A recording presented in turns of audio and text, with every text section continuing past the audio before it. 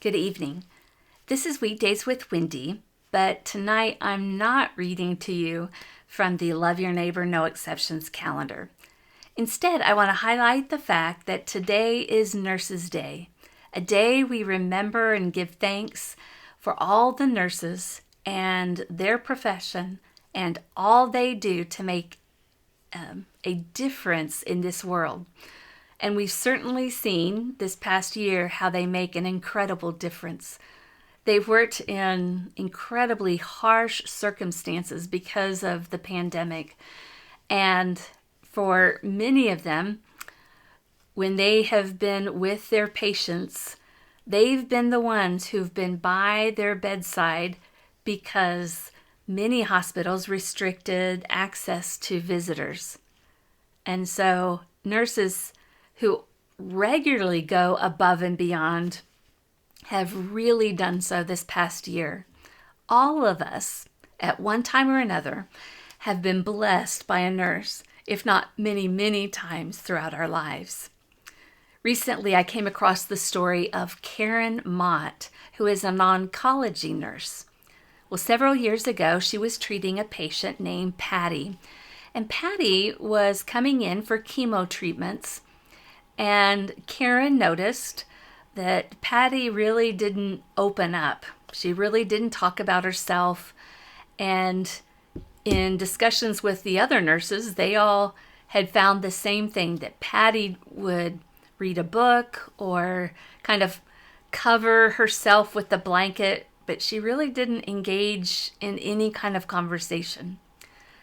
Finally, Karen found the subject that Patty would talk about, and that was her 9-year-old son, Stephen.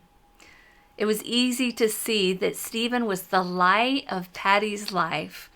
She lit up talking about how well Stephen was doing in school, how he was able to write poetry, how he could recite all of the names of the presidents in order. She was filled with pride for her son. Well, because of Patty opening up more and more to talk about Stephen, Karen would discover more about Patty's life. Patty was a single mother. Now, she had a boyfriend who was Stephen's father, but this boyfriend a few months earlier had been in a terrible car accident and suffered a severe brain injury from which he would not recover. And Patty was somewhat estranged from her family. And so really it was just Patty and Stephen. Now, Patty had a cancer that had spread throughout her head, throughout her neck, and she was given a very poor prognosis. And finally, the day came when they told her that there was not much more they could do for her. And so she opted to quit the chemo treatments and enter into hospice care. But of course, what was really weighing upon her soul, was what would happen to Stephen after she was gone. Well, it was weighing on all the nurses and staff at the hospice center. Karen's husband, Michael, just happened to be the chaplain there. He had been a successful businessman, but later in life, he had gone back to school to become a deacon for the Catholic Church. He worked there, and he was very well aware of Patty's situation. And as Patty's health continued to decline, and because it was obvious there were no family members to come and help her in her time of need, it was Karen and her husband Michael that stepped in. And when they did, they got to know her son Stephen. When Patty became bedbound, they would be the ones that would take him to school back and forth every day, make sure he had food to eat, and they cared for Patty in her last days. One evening, Michael said to Karen, "I think we're supposed to take Stephen in when Patty dies. I think we are supposed to adopt him." Well, Karen said, "I've been thinking the same thing." But of course, they wanted to see who in Patty's family might want to do the same, might step in. Obviously, that Stephen should be with family first.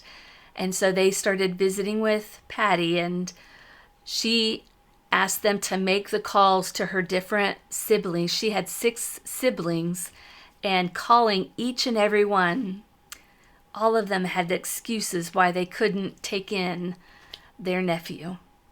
And after they had exhausted all of Patty's family, they offered Patty to become Stephen's home when she passed away. And although she was, of course, grieved for the fact that she was leaving her son, she was grateful beyond belief to know that Stephen would be okay when she passed away. When that day finally came, Stephen was, of course, beside himself in grief for the loss of his mother. But Michael and Karen provided grief counseling for him and took him to a special therapist to talk about what he was experiencing. They stayed in Patty and Stephen's apartment with him until he was ready to make the move, so that he didn't have to lose all sense of familiarity at once. Now, Karen and Michael had 3 children of their own, 2 older daughters who were out of the house, but they had a teenage son, Casey, who invited Stephen to stay in his bedroom so that Stephen wouldn't be alone. Well, that was several years ago, and now Stephen is an older teenager who really has found this second family. He's never forgotten his mother, Patty, but he enjoys life with his new mother and father, brother, and 2 sisters. Because a nurse's heart helped a dying mother in the most significant way. Patty needed healing, but it was the healing of a mother worried for her son. And that's what nurses really do. They look to all of the needs of a patient. They care about not only their medical prognosis and their care, their medical care, but they care about their physical, emotional, financial, social well-being. And so, for all the nurses out there, thank you for all that you do to make this world a better place. Thank you for being living examples of how we're all supposed to treat one another, to look for the ways that we can care for someone's needs. On behalf of everyone you've ever treated, thank you to all the nurses for all that you do. Have a great night.